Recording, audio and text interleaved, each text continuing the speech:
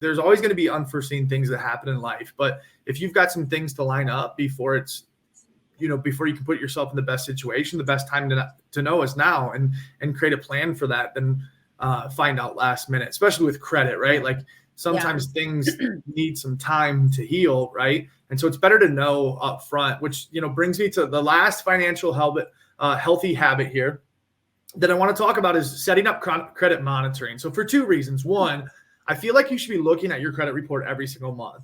For a small investment of anywhere from $15 to $30, there's plenty of credit monitoring companies that are out there, but most of them will give you like some notifications on if an account was open, right? Which I think there's two pieces that are important. One would be if something opens and it's truly not yours. Identity theft is on the rise right now. So having that real-time update to confirm, right? You could snag something really fast if it wasn't yours, and it could create the potential for you to avoid a huge mess in the future.